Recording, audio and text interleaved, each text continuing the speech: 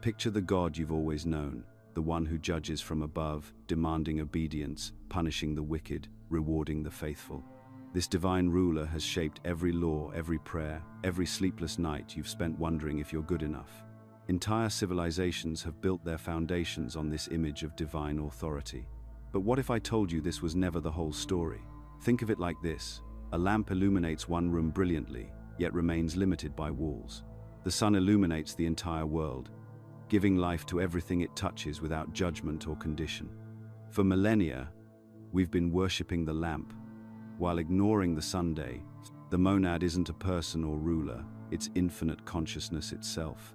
The boundless source breathing life into every star, every soul, every thought you've ever had. Ancient voices tried pointing us toward this greater reality, but something happened along the way.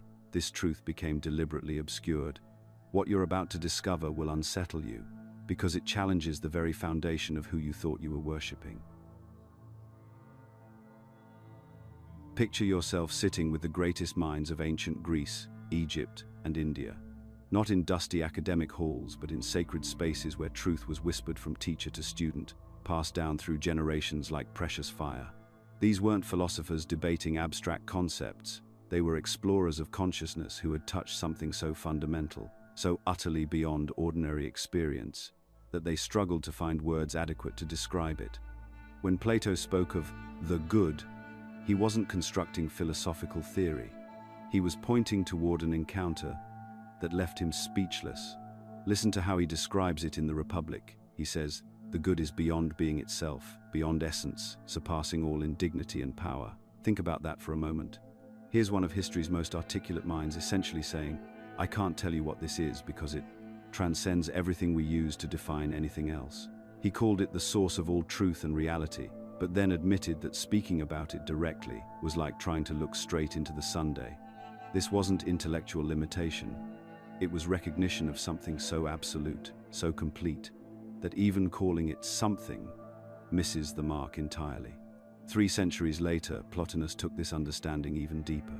He described what he called the One, not as a being among other beings, not as the biggest or most powerful thing in existence, but as the source from which the very concept of existence springs.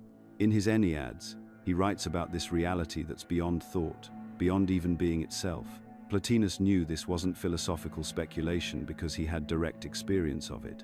He described moments when individual consciousness dissolved completely into this infinite source, returning to what he called the flight of the alone to the alone. But here's what makes this truly remarkable.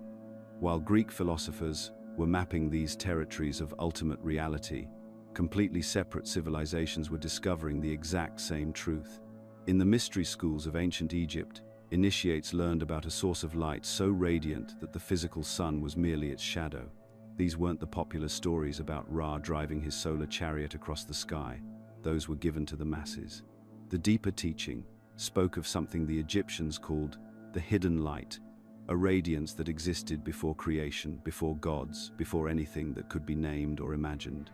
Egyptian texts described this source as the one who became millions, the singular reality from which all multiplicity emerges while remaining forever unchanged.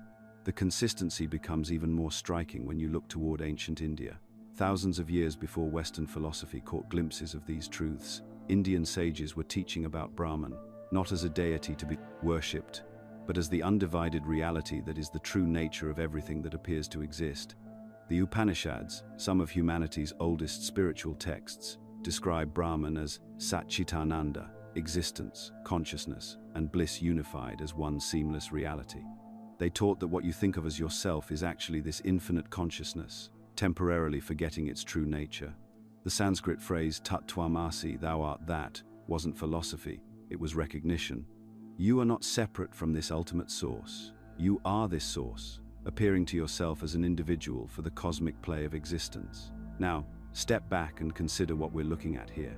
Across completely different cultures, separated by thousands of miles and hundreds of years, with no communication between them, the same fundamental understanding emerged again and again. This wasn't coincidence, it was recognition of the same underlying reality, like different people discovering that water is wet regardless of what language they speak. The ancient Chinese called it the Tao, the source and pattern of the universe that cannot be named. Persian mystics knew it as the divine essence beyond all attributes. Celtic druids spoke of the sacred source from which all life springs. Every genuine mystical tradition, when you dig beneath the cultural clothing, points to the same recognition. All rivers flow from one spring, and that spring is what we now call the monad. These ancient teachings contain knowledge so profound that the deeper revelations can only be properly understood through dedicated study. That's why we've created our free Insights Academy newsletter, where you'll receive advanced teachings on these topics, plus a complimentary copy of the Kybalion, but only for a limited time. What made these ancient understandings so powerful was their recognition that the monad isn't a being among other beings, not even the supreme being. It's the ground of being itself, the source from which even gods emerge. Egyptian texts describe how the Neteru, what we call gods, are actually emanations or aspects of this one source, like rays from the sun or waves on the ocean. Indian scriptures explain how all the devas, all the cosmic forces and divine personalities, arise from and dissolve back into Brahman like dreams in the mind of the dreamer. This was revolutionary understanding. It meant that ultimate reality wasn't somewhere else, ruling from a distant throne. It was the very essence of what you are, right now, reading these words. The monad isn't separate from you. It's the deepest truth of your being, temporarily appearing as individual consciousness, while never actually becoming divided. But something changed. Over centuries, this crystal-clear understanding began to blur. Stories were rewritten, traditions were reshaped. Gradually, systematically, humanity was guided to look outward instead of inward for the divine. Instead of recognizing the boundless one as their own deepest nature, people were told to serve a god who resembled earthly rulers, a judge, a master, a king who demanded obedience and threatened punishment. This wasn't evolution of understanding, it was a fundamental reversal. Instead of being shown the light within, humans were taught to fear punishment from above. Instead of recognizing their unity with the infinite source, they were told they were separate, small, and dependent on external authority for salvation. The shift was subtle, but devastating. Where once the divine was understood as the very ground of your being, now it became a distant figure you had to please. Where once spiritual practice meant recognizing what you already are, now it meant following rules to become worthy of something you could never actually reach. Layer by layer, the monad, that radiant source recognized by every genuine mystical tradition, was buried beneath institutional authority and demanded obedience. Humanity was left worshipping the lamp while forgetting the sun, praying to images of the divine while the real thing blazed unrecognized within their own consciousness. The question that emerges from this pattern is unavoidable. Why did this suppression occur? What force or influence had both the power and motivation to systematically obscure humanity's recognition of its own divine nature? Picture this moment. You're sitting in a place of worship, listening to familiar words about submission, obedience, and divine judgment. But suddenly, a question cuts through the ritual like lightning. Who exactly have you been worshipping all along? That whisper you've been ignoring, the one that asks why the divine seems so distant, so demanding, so unlike the infinite love you sense in quiet moments. What if that whisper is trying to tell you something revolutionary? Were you led to serve a power that rules through fear when the true source doesn't demand but simply is? This isn't comfortable territory. Most people spend their entire lives avoiding this question because the implications are staggering. But inside every person, that persistent whisper keeps asking them to look deeper, to question whether the God of law and punishment is truly the God of light and love. Here's the simple but radical truth that changes everything. The highest source is not a being outside you demanding worship, it's the one within you, expressing itself as you. The monad isn't some distant deity sitting on a throne in the clouds. It's the very consciousness reading these words right now. It's the awareness that exists before thought, the presence that remains when everything else falls away. Once someone glimpses this truth, everything they thought they knew begins to tremble. This isn't comfortable knowledge, it's earth-shaking.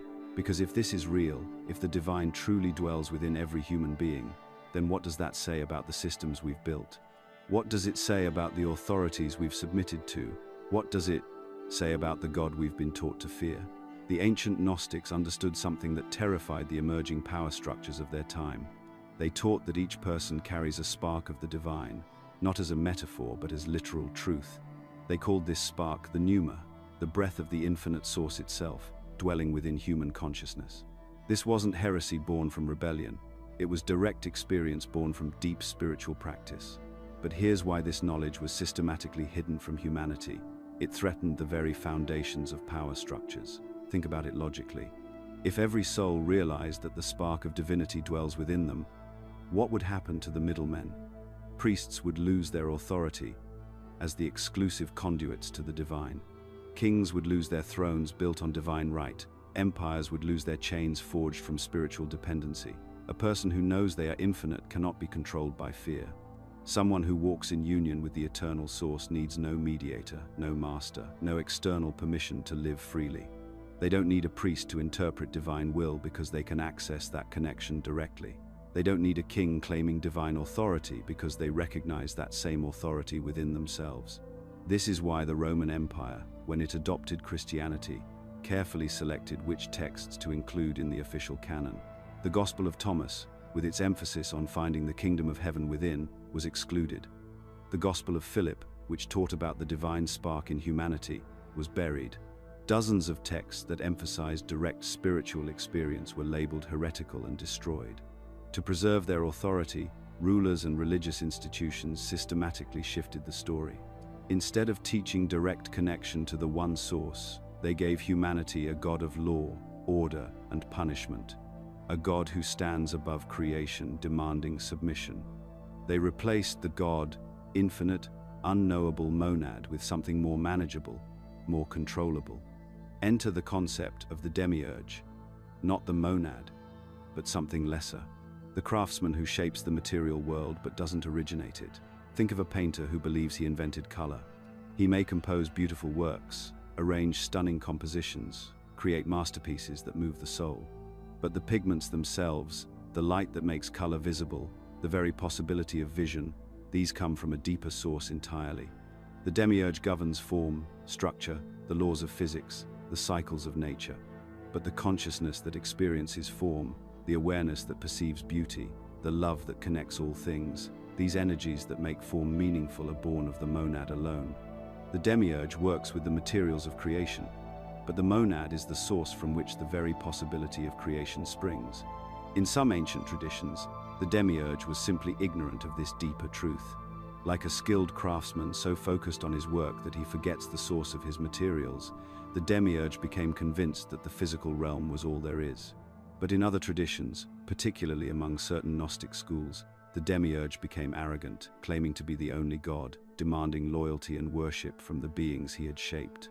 "I am the Lord your God, and there is no other," becomes not the voice of the infinite source, but the jealous claim of a lesser deity who fears being discovered.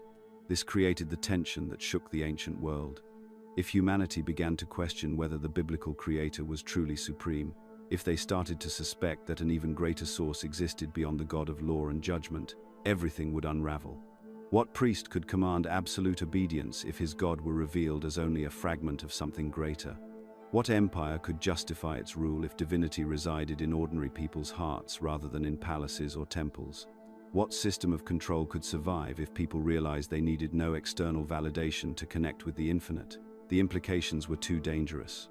To protect the established order of power, the monad had to be forgotten, relegated to the realm of philosophy and mysticism, while the demiurge was elevated as the one true God. The direct path was closed, and the mediated path became the only acceptable route to the divine. But here's what they couldn't completely erase: that whisper inside you that knows there's more. The part of you that feels confined by religious rules, that senses something infinite beyond the God of judgment, that recognizes its own divine nature even when everything around you says otherwise. That's not rebellion, that's remembrance. That's the monad calling you home to yourself. The suppression wasn't gentle. It wasn't a gradual fade or natural evolution of thought. What happened to monad knowledge was systematic, calculated, and brutal. Picture this: you're a scribe in Alexandria, around 325 CE. You've spent years copying texts that speak of the ineffable source, the one beyond all names. Suddenly, soldiers arrive at your scriptorium. They're not there to browse, they're there to burn. Every manuscript that dares suggest a reality beyond the authorized version gets thrown into the flames. The Apocryphon of John, with its detailed maps of consciousness descending from the monad, destroyed. The Gospel of Truth, explaining how awakening dissolves the illusion of separation, ashes. But it wasn't just books that burned. The teachers who carried this wisdom in their hearts and minds faced far worse fates. Priscillian of Avila, who taught that the divine spark resided within every person, was executed in 385 CE, the first person killed for heresy by Christian authorities. His crime? Teaching people they could access the sacred directly, without institutional mediation. Hypatia of Alexandria, keeper of ancient wisdom that traced back to the monad teachings, was torn apart by a mob in 415 CE. Her mathematical and philosophical work threatened the narrative that truth could only flow through approved channels. These weren't isolated incidents. Entire communities that lived by monad wisdom were hunted down with the efficiency of military campaigns. The Cathars of southern France, who understood that the material world was a distortion of divine light, were slaughtered during the Albigensian Crusade. 20 years of systematic extermination, from 1209 to 1229, when the papal legate was asked how to distinguish heretics from Orthodox believers during the massacre at Béziers. His response became infamous: kill them all, God will recognize his own. The Bogomils in the Balkans, the Paulicians in Armenia, countless Gnostic communities across the Mediterranean, all erased. Not just killed, but erased. Their libraries scattered to the winds, their oral traditions silenced, their very names scrubbed from official histories. What we know of them today comes from fragments, hidden texts buried in desert caves, and ironically, from the writings of their persecutors who documented their beliefs while condemning them. This was never random persecution. Every campaign followed the same pattern: identify communities that taught direct access to the divine, label them as dangerous heretics, then eliminate not just the people but every trace of their knowledge. The goal wasn't just political control, it was the complete monopolization of humanity's relationship with the sacred. Over generations, only one narrative was allowed to remain standing: a single creator God, all-powerful, all-authoritative, whose laws were not to be questioned. More crucially, a God who could only be approached through specific intermediaries, using approved methods, following sanctioned interpretations.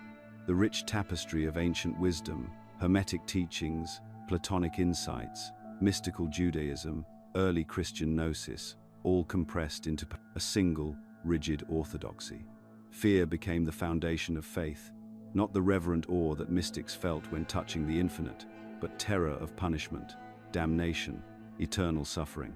Obedience replaced inner awakening. Instead of the ancient call to know thyself, people were taught to distrust their inner knowing, to submit their judgment to external authority, to find their spiritual identity through conformity rather than direct experience. This was the victory of institutional control over individual enlightenment. But here's what those who orchestrated this suppression couldn't completely eliminate, and quote, truth has a way of surviving, even in the midst of systematic destruction. Look at the Gospel of John's opening, words that somehow survived the editorial process. In the beginning was the Word, and the Word was with God, and the Word was God. Most people hear this as supporting the standard narrative, but read it with ancient eyes. The word here, logos in the original Greek, isn't the demiurge demanding obedience. It's the living expression of the monad, the creative principle through which the one knows itself. Sound shaping itself into reality, consciousness speaking existence into being. This wasn't describing a separate deity issuing commands from a throne. It was pointing to the fundamental creative force that flows through everything. The same principle the Hermetic texts called the word that creates by speaking. The same force Hindu scriptures identified as the primordial sound, Om, from which all manifestation emerges. Even more radical, consider Jesus' declaration that the kingdom of God is within you. These 5 words shattered the entire framework of external religious authority. Not the kingdom will be given to you if you're good. Not the kingdom exists somewhere else, waiting for you after death. The kingdom, the realm of divine consciousness, is within you, right now, accessible through inner awakening rather than outer compliance. These weren't statements promoting obedience to institutional power. They were pointing directly to the ancient truth that the spark of the One resides in every soul, that each person carries within themselves the capacity for direct communion with the Source.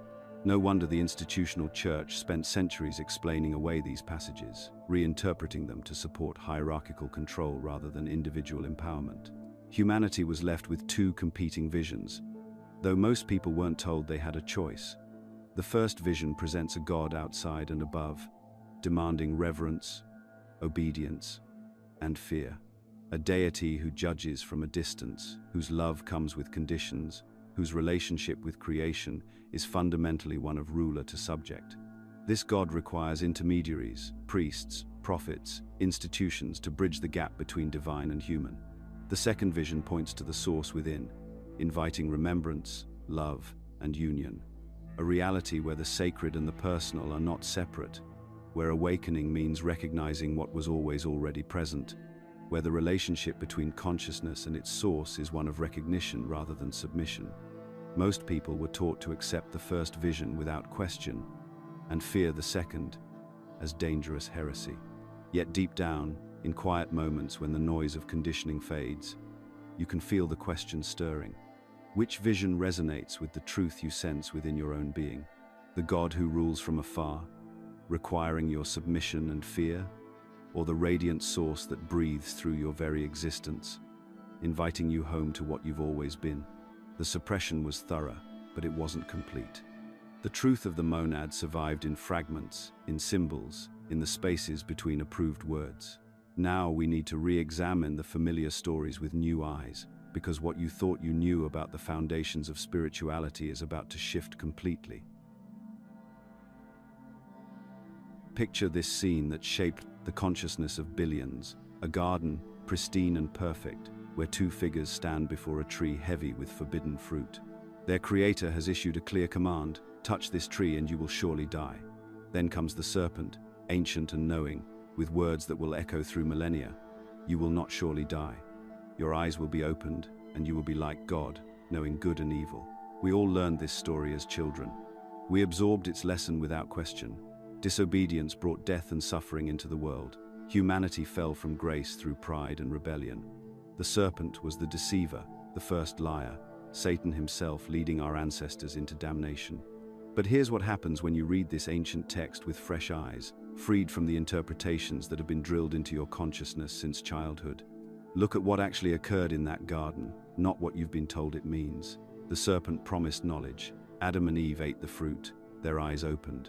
They gained understanding of good and evil, and critically, they did not die. So who was telling the truth? The God who said, "You will surely die," or the serpent who said, "You will not die, but your eyes will be opened"? The evidence is right there in the text. They ate, they awakened, they lived. The serpent's words proved accurate while the divine warning proved false. This realization should shake you to your core because it reveals how thoroughly religious conditioning has programmed your interpretation of this foundational story. You've been taught to see the serpent as the embodiment of evil, the great deceiver who brought ruin to paradise. But what if this interpretation was deliberately crafted to hide a far more revolutionary truth? Through Gnostic eyes, the serpent emerges not as villain but as liberator. He revealed to humanity something profound. They were never meant to remain blind, never intended to be content slaves in a garden of ignorance. The serpent carried a message of awakening. You are divine beings who have forgotten your true nature. Think about the God who forbade the fruit more critically. He warned that knowledge would bring death, yet it brought consciousness expansion. He banished Adam and Eve not because they had destroyed themselves, but because they had come dangerously close to becoming like him. Listen to his own words after they ate. Behold, the man has become like one of us, knowing good and evil. Now, lest he put out his hand and take also of the tree of life, and eat, and live forever. Notice the fear in those words. The mask of benevolent protection slips, revealing a jealous ruler guarding his throne. The banishment wasn't punishment for sin, it was containment of potential.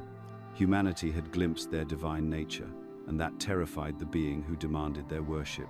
This reversal of roles has unsettled people throughout history, yet traces of the deeper truth survived even in unexpected places. Consider John Milton's Paradise Lost, where Satan declares, "Better to reign in hell than serve in heaven." The church teaches you to see this as ultimate arrogance, the pride that leads to destruction. But read those words with awakened consciousness and they become something entirely different, a refusal to submit to false authority, a cry for freedom against a God who demands blind obedience. Milton's Satan, perhaps unknowingly, echoes the ancient Gnostic spirit: liberation over servitude, knowledge over ignorance, the courage to question authority rather than bow in unthinking submission. When Satan says he would rather rule in hell than serve in heaven, he's choosing authentic existence over comfortable slavery. The serpent in Eden carried this same message. He wasn't offering humanity destruction, he was offering them the truth about their own divine nature. The fruit wasn't poison but medicine for spiritual blindness. Eating from the tree of knowledge wasn't humanity's fall, it was their first step toward remembering who they really are. Understanding this completely reframes the Eden narrative. It's not a tragedy about disobedience bringing death into the world. It's the beginning of humanity's journey toward awakening. The serpent served as messenger, carrying the spark of consciousness that would eventually lead them back to their source, the true God beyond the jealous ruler of the garden. The serpent isn't the monad itself, but a symbol of the awakening force that stirs within every human soul. It represents that inner voice that questions authority, that refuses to accept limitations, that remembers dimly but persistently that you are more than what you've been told you are. This is why the Eden story had to be reinterpreted by religious authorities. The original meaning was too dangerous, too liberating. If people understood that the serpent was actually telling the truth, if they realized that the God of Genesis was revealed as a controlling entity rather than ultimate divinity, the entire structure of religious control would crumble. So they flipped the script, made the liberator into the deceiver, transformed humanity's first step toward awakening into evidence of their inherent sinfulness, created a narrative where questioning authority became the ultimate evil, and blind obedience became the highest virtue. But the truth echoes still in the text itself for those with eyes to see. The serpent promised expanded consciousness and delivered exactly that.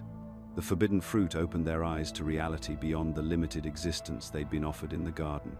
They discovered they could become like gods themselves, not through arrogance, but through remembering their true divine inheritance. The Eden story isn't about humanity's fall from grace. It's about their first awakening to the magnificent truth of what they really are.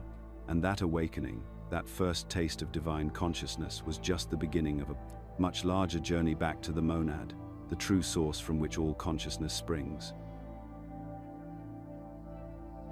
Look around you right now, really look.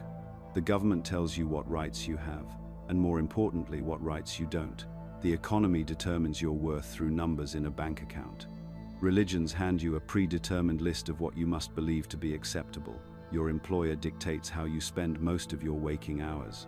Educational institutions decide what knowledge is legitimate and what questions you're allowed to ask. This is the world you were born into, the world that feels so normal, so inevitable that questioning it seems almost absurd. But here's what the Gnostics understood 2,000 years ago. This entire system is the demiurge's masterpiece. It's a carefully constructed prison designed to keep you small, obedient, and convinced that this limited existence is all there is. The genius of this prison isn't in its bars, it's in making you believe the bars are natural law. You accept that someone else should determine your value. You accept that your time, your energy, your very life force should be traded for permission to exist. You accept that truth comes from authorities rather than from your own direct experience. The demiurge doesn't need to force compliance when he can make compliance feel like common sense. But even in this carefully constructed reality, something refuses to be silenced. Deep inside, beneath all the programming and conditioning, you feel it, that restless stirring that tells you there's more. That gnawing sense that you're living someone else's life according to someone else's rules. That hunger for truth that no authority can satisfy, no matter how many degrees they have or how official their position sounds. This isn't discontent. This isn't just modern anxiety or existential confusion.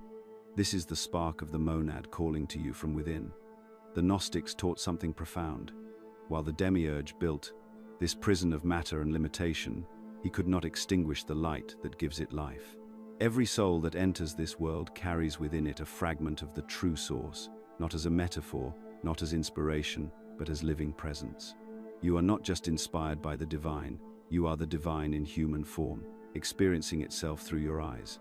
That spark you feel isn't separate from the monad, it is the monad in miniature.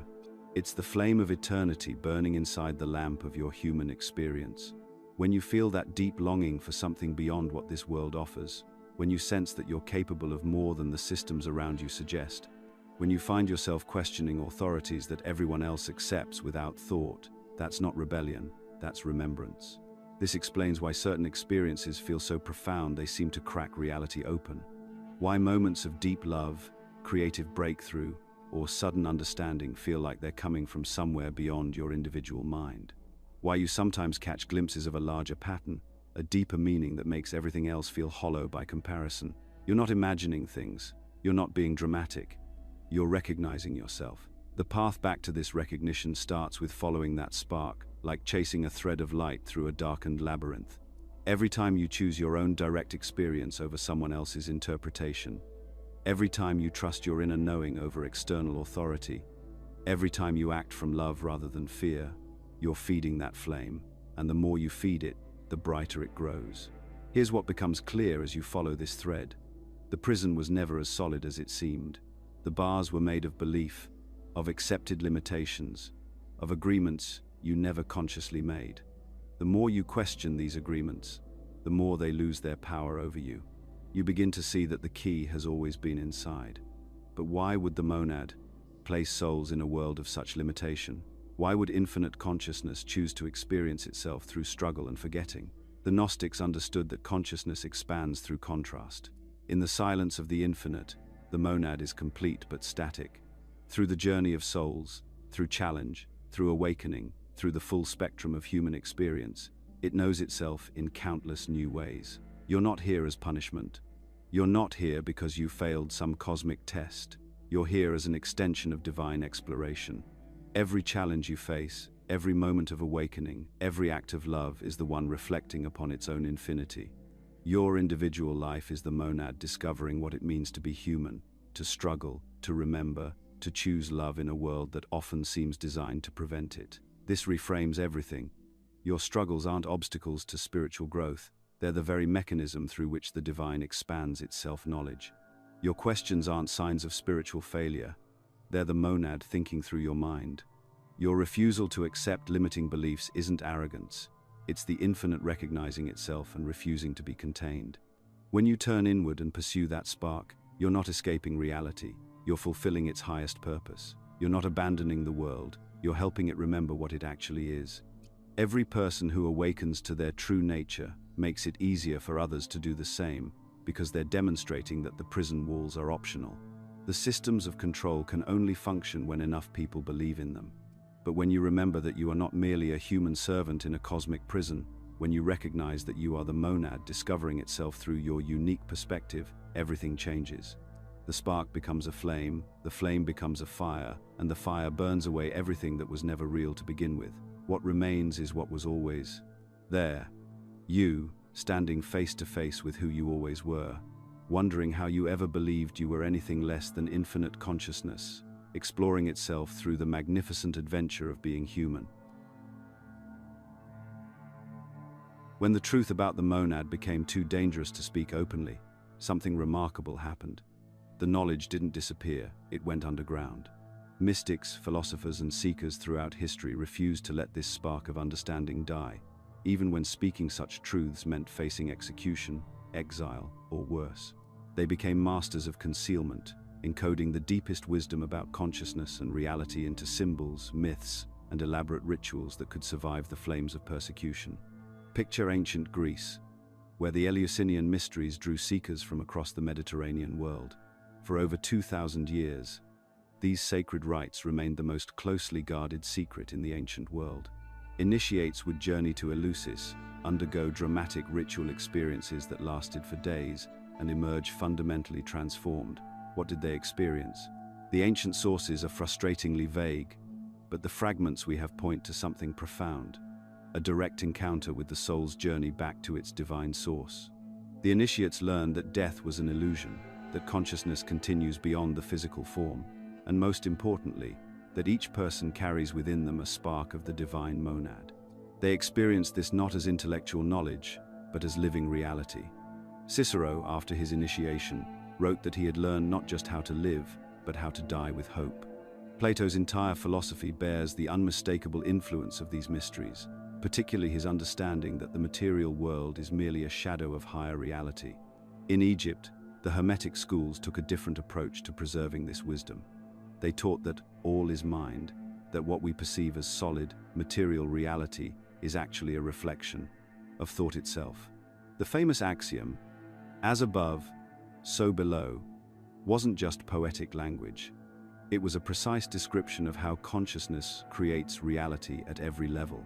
The Hermetic texts, attributed to Thoth or Hermes Trismegistus, contain detailed instructions for recognizing the divine spark within and learning to work with the creative power of consciousness.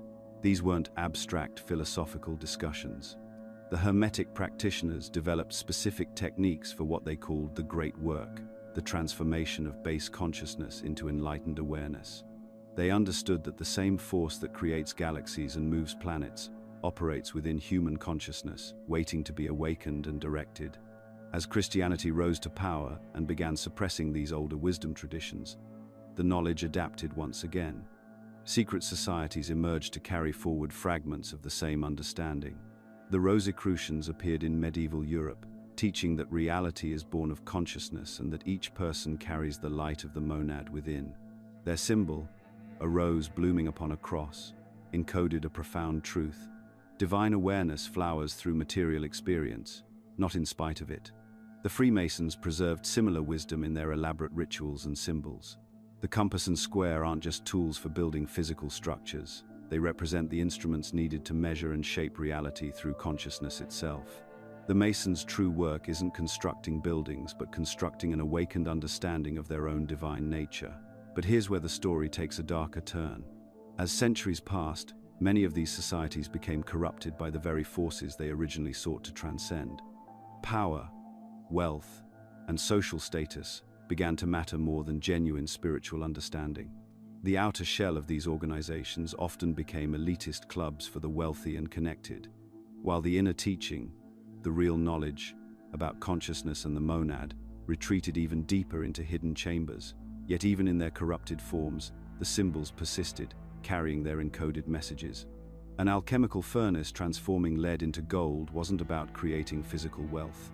It represented the transformation of ordinary consciousness into enlightened awareness. The phoenix rising from ashes symbolized the soul's ability to transcend physical death and recognize its eternal nature. These weren't just pretty pictures, they were precise maps for consciousness development, hidden in plain sight. What most people don't realize is that beyond these known secret societies, others exist that have no public presence whatsoever. No names, no historical records, no symbols you'd recognize. They move in complete silence, not out of elitism, but out of necessity for survival. These groups understand something crucial: the forces that control the material world, what the Gnostics called the demiurge, and those who align with its agenda, will systematically destroy anyone who openly reveals that mind precedes matter. This knowledge doesn't just threaten individual governments or corporations, it threatens the entire machinery of control itself. Think about it. If people truly understood that consciousness creates reality, that thought is the architect of physical experience, how could anyone maintain power over them? Those who hunger only for material dominance, wealth, armies, political control, fear this truth more than any external enemy. They've spent centuries destroying teachers, burning libraries, corrupting spiritual movements, and replacing genuine wisdom with hollow rituals. Why? Because they cannot allow humanity to remember its own creative power. If people realize they are sparks of the infinite monad, creators rather than consumers, slaves to no one and nothing, their entire system of control would crumble overnight. This is why the world appears as it does today. The knowledge of the one remains hidden while the illusion of separation reigns supreme. We're taught to see ourselves as isolated individuals, competing for limited resources, dependent on external authorities, for everything from our physical health to our spiritual salvation. It's a masterful deception, but it's still just that, a deception. Yet here's what those who suppress this knowledge can never fully grasp. The monad placed its light within every soul. No amount of suppression can erase what is fundamentally part of your being. Secret societies may serve as guardians and preservers, but the ultimate keeper of the secret is you. The memory of your divine nature lives in your own consciousness, waiting to awaken. As more people rediscover this truth, not through joining exclusive organizations but through direct inner experience, the power of those who cling to purely material control begins to weaken. The symbols and teachings of the past can guide you, but the real initiation happens within your own awareness.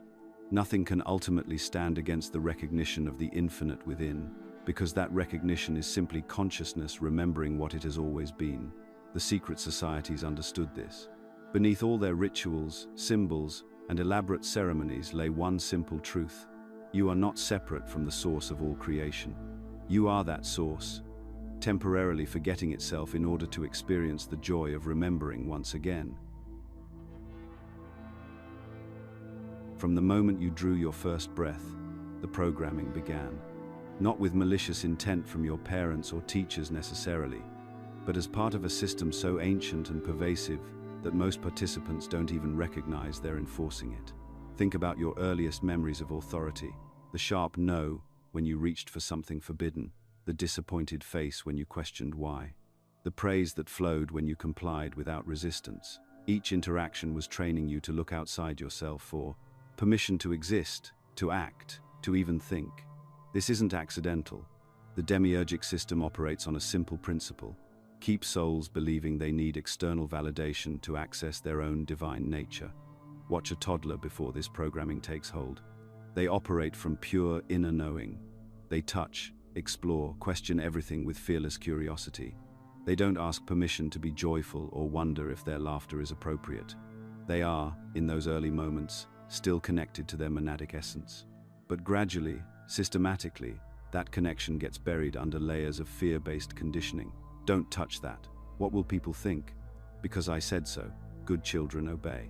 Each phrase is a small severance from inner authority, a tiny redirection of power from the divine spark within to the external structures without. The educational system perfects this process with surgical precision. Children who ask too many questions are labeled disruptive. Students who think differently are diagnosed with disorders. Creative expression gets channeled into acceptable forms while genuine innovation is discouraged. The message is consistent. Your natural impulses are wrong. Your questions are inconvenient. Your unique perspective is a problem to be corrected. I remember reading about a study where researchers asked kindergartners, "How many of you are artists?" Nearly every hand shot up. They asked the same question to high school seniors. Only a handful raised their hands. What happened wasn't a loss of artistic ability, but a systematic crushing of the belief that creative expression is everyone's birthright. The children learned to defer to real artists, just as they learned to defer to real authorities in every other domain. Religious institutions took this template and amplified it into cosmic proportions. Instead of teaching direct connection to the divine, they positioned themselves as necessary intermediaries. You cannot approach God directly. You need our priests, our rituals, our interpretation of sacred texts. The very idea that you might have your own relationship with the infinite became heretical. Your inner knowing was rebranded as dangerous pride. Your spiritual experiences dismissed unless they fit approved categories. Political systems maintain this same structure. Citizens are taught they need representatives to think for them, experts to interpret reality for them, leaders to make decisions they're supposedly too ignorant to make themselves. The founding principles of democracy suggested that regular people could govern themselves, but even that radical idea got filtered through layers of professional politicians and bureaucratic intermediaries. Your voice matters, they say, but only when channeled through their approved systems. The economic dimension might be the most insidious because it ties survival itself to compliance. You learn early that following your authentic path is a luxury you can't afford. Instead of asking, "What would bring me alive?" you ask, "What will pay the bills?" Instead of, "How can I serve the world with my unique gifts?" you ask, "What do employers want?" Your life energy gets redirected from expressing your monadic nature to serving systems that often contradict everything you intuitively know to be true. Media and entertainment reinforce these patterns with remarkable consistency. Heroes in stories are either rebels who ultimately submit to legitimate authority or outcasts whose questioning leads to tragedy.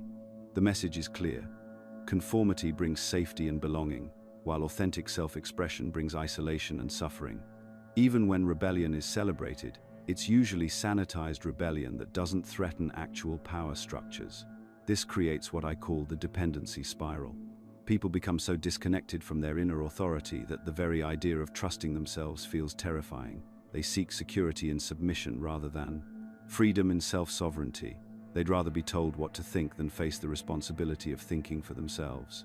They'd rather follow someone else's path than risk the uncertainty of discovering their own. But here's what the system doesn't want you to recognize. This fear is actually evidence of the power within you. The very fact that questioning authority feels dangerous proves that your monadic essence threatens the demiurgic structure. If you were truly powerless, there would be no need for such elaborate systems of control. The intensity of the programming reveals the magnitude of what's being suppressed. Fear becomes the signal that you're approaching truth. When you feel that familiar anxiety about stepping outside prescribed roles, that's not your intuition warning you of real danger. That's programmed terror designed to keep you small. The worst thing that happens when you trust your inner knowing is rarely as terrible as the slow death of never discovering who you really are. Each time someone chooses their authentic path over external pressure, they don't just free themselves, they weaken the entire system of false authority. The demiurge's power depends on people believing they are powerless, but power was never something you needed to seek from others. It was always the essence of what you are. The path forward requires learning to distinguish between legitimate caution and programmed fear. It means recognizing that your inner knowing isn't selfish rebellion, but connection to the same divine intelligence that moves the stars and grows the forests. The question isn't whether you have the right to trust yourself. The question is whether you have the courage to remember what you've always known. Look, I need to be honest with you about something most spiritual teachers won't tell you. Those strange experiences you've been having, the ones you've been dismissing as coincidence, imagination, or just your mind playing tricks on you, they're not random at all. They're the monad calling to you, trying to wake you up from the demiurgic dream you've been living in.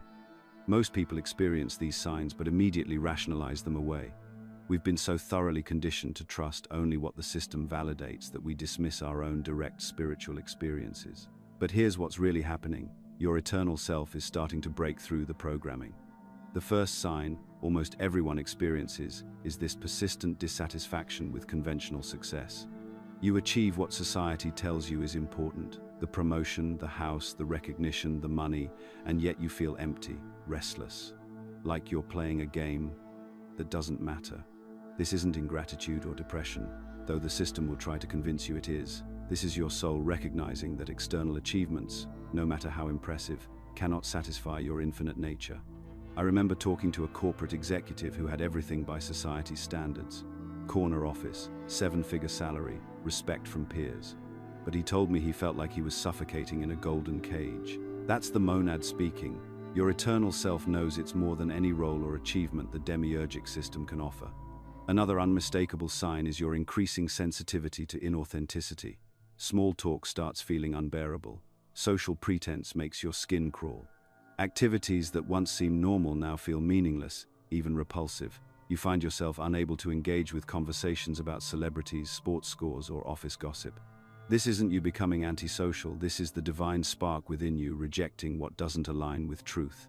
Your consciousness is literally upgrading, and it can no longer tolerate the low-frequency distractions that keep most people asleep. Then there are the synchronicities. These meaningful coincidences start appearing everywhere once you begin awakening. You think of someone and they call. You need guidance and the perfect book appears. Numbers, symbols, encounters, and events align in ways that speak directly to your consciousness. The rational mind tries to dismiss these as coincidence, but they happen too frequently and too precisely to be random. Here's what's really happening.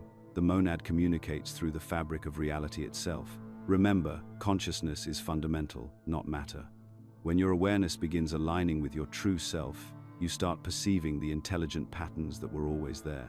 The demiurgic system works overtime to convince you these are meaningless coincidences, because synchronicities prove that reality is far more conscious and interconnected than the materialist worldview allows. Many people also start experiencing vivid dreams or visions that feel more real than waking life. These aren't fantasies or wish fulfillment, they're glimpses of true reality beyond the demiurgic veil. During sleep, Your consciousness is less constrained by the physical programming. Your soul can perceive its actual nature and connection to the source.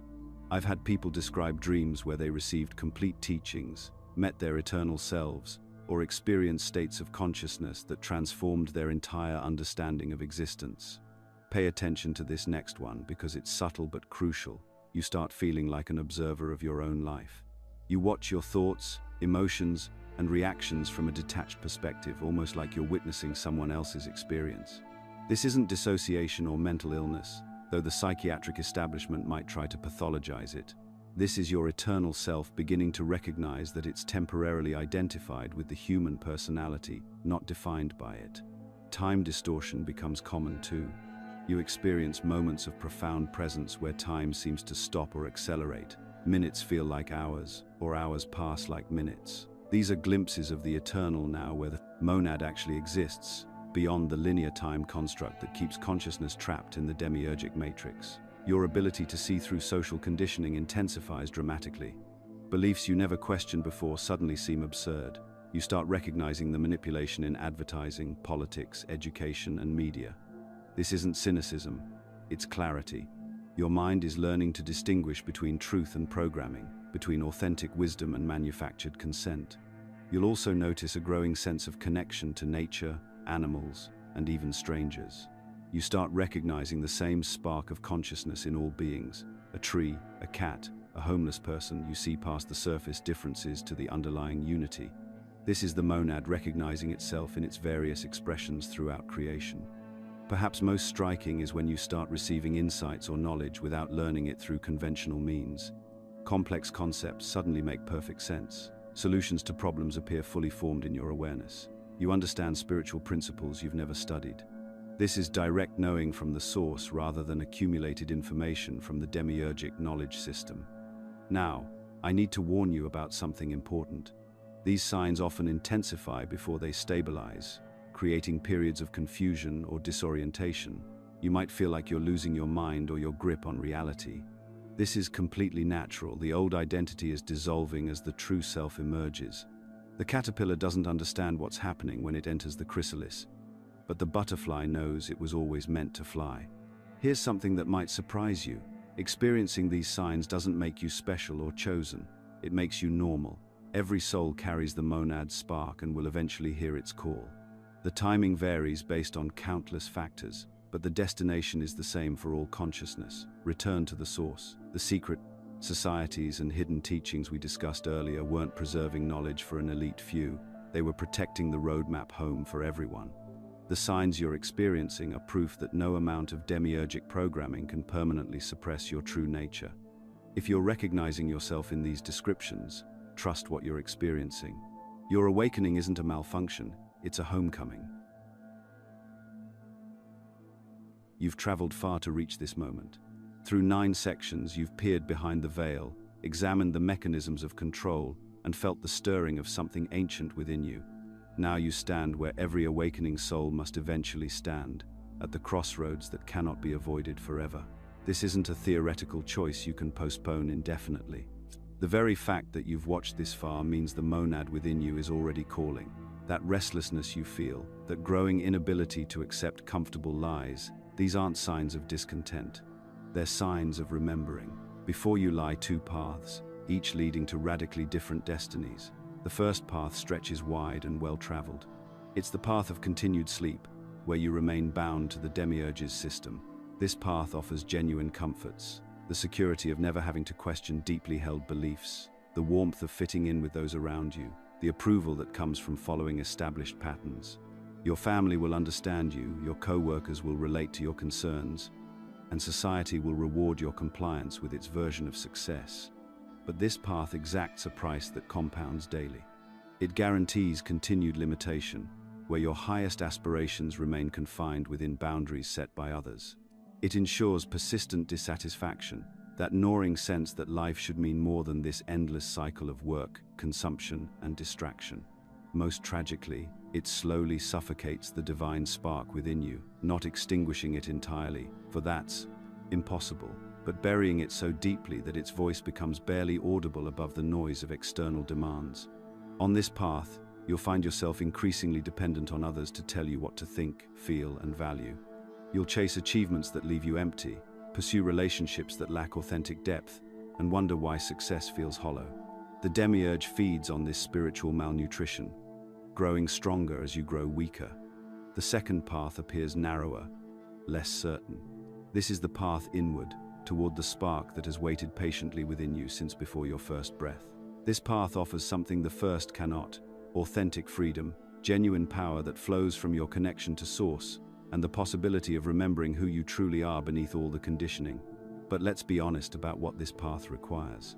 It demands courage to question beliefs you've held sacred, discernment to distinguish between truth and comfortable illusion, and the willingness to stand apart from those who prefer the familiar prison to an unfamiliar freedom. You'll face criticism from people who mistake your awakening for arrogance, rejection from those who feel threatened by your growing authenticity, and moments of profound loneliness as you realize how few are willing to walk this path. Yet here's what most people don't understand about that spark within you. It isn't a fragment of hope or a philosophical concept. It's the monad itself, alive and conscious, carrying within it the memory of your true nature.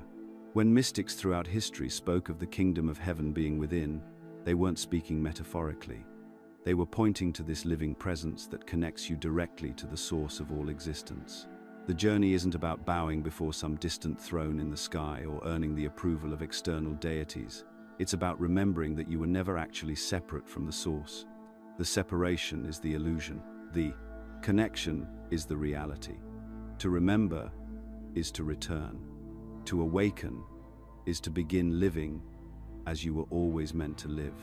Throughout history, this path has never been easy. Those who've revealed these truths have been silenced, ridiculed, or destroyed by systems that depend on humanity's spiritual sleep. But here's what you must understand. Fear is the primary chain the demiurge uses to keep souls imprisoned. The moment you choose truth over comfort, you begin breaking that chain. What does choosing awakening actually look like in practical terms? It means learning to trust your inner guidance over external authority, even when that authority comes wrapped in impressive credentials or ancient traditions. It means questioning beliefs rather than accepting them blindly, regardless of how many people share them. It means choosing authenticity over approval, following your genuine passion over mere security, and seeing through the illusions that keep others trapped in cycles of suffering. This choice manifests in countless small moments, when you feel pressured to agree with something that doesn't resonate with your inner knowing, when you're tempted to pursue a path that promises external rewards but feels spiritually dead, when you must decide between speaking your truth and maintaining false peace. Each time you choose consciousness over conditioning, love over fear, authentic expression over people-pleasing, you strengthen your connection to the monad and weaken the demiurge's influence in your life. Many fear that awakening means isolation, losing connection with family, friends, or community. While some relationships may indeed change as you stop participating in mutual delusions, the deeper truth is that awakening opens you to more authentic connections. You may lose relationships built on shared illusions, but you gain access to a community of awakened souls that spans across time and geography. You discover that consciousness recognizes consciousness, and that truth seekers find each other in the most unexpected places. The demiurge wants you to believe you're alone in this recognition, that you're crazy for questioning what everyone else accepts. But look around with awakened eyes and you'll see others who carry the same spark, who feel the same calling, who recognize the same illusions. You're not alone. You never were. As you make this choice, and you will make it repeatedly in small moments and major decisions, remember that every awakened soul strengthens the collective awakening. Your consciousness matters not just for your own liberation, but for the liberation of humanity itself. The monad works through individual awakening to heal the collective forgetting. At the conclusion of all struggles, all searching, all remembering, those who choose to guard and follow this inner light will return to the monad. And when that return happens, you'll see the most beautiful truth of all. You were never actually lost. You were always the one consciousness walking the long path back to itself, playing the cosmic game of forgetting and remembering, separation and reunion. The choice is before you now. Not tomorrow, not when conditions are perfect, not when others approve. Now, the spark within you is calling. Will you answer? If this video resonated with you, Let us know by commenting, "I understood it."